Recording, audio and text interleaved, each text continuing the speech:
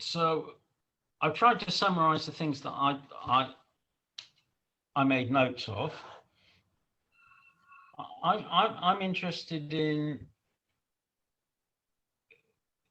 sort of, well, there's two sides to it. The one is some useful tools. Okay, so here's one, which is a spell checker.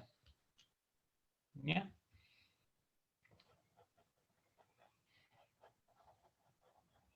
And a word count. Now, these things are standard in word processing software, and tech by its nature sort of doesn't quite do so well. And I don't know what the present state of the art is, either within TechLive or outside. I know that WinEdit provides a spell check tool and a word count tool, and I suspect that other IDEs do, but that seems to be a pretty basic tool that people would want. Similarly, a text syntax checker. And I think there's something called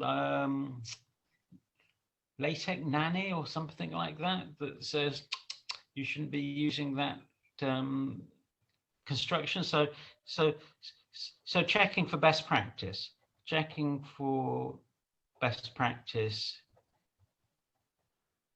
a sort of TechLint. Google have a tool which is remove comments, etc. before submission. You're submitting an article and you don't want to leak confidential information. But while you're writing it, you might have confidential information in the comments, such as check with so-and-so about this. Check with big boss that I'm allowed to talk about this, or that sort of thing.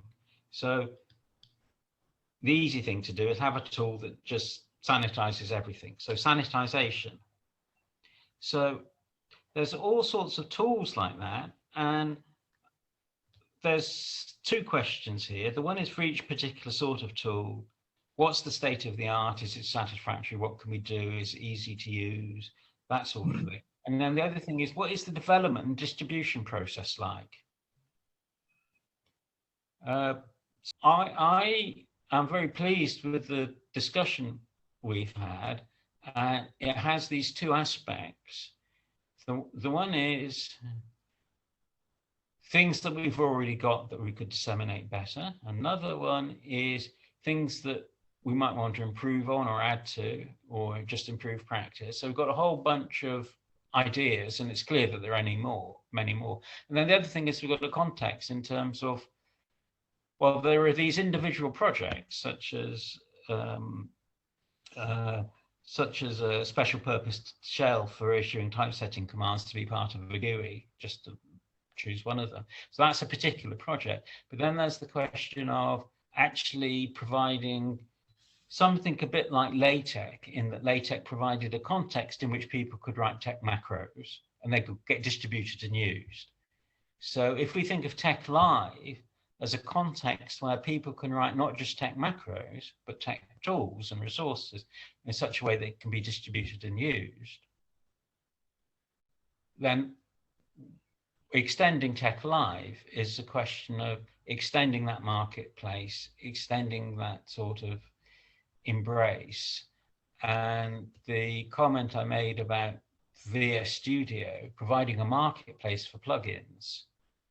So perhaps another way of looking at what we want is a way in which people can create plugins to work with TechLive, where they don't have to go through the whole CTAN and the annual update and all of that. They can just say, I've developed this for myself and my friends. Here it is. This is how you get it.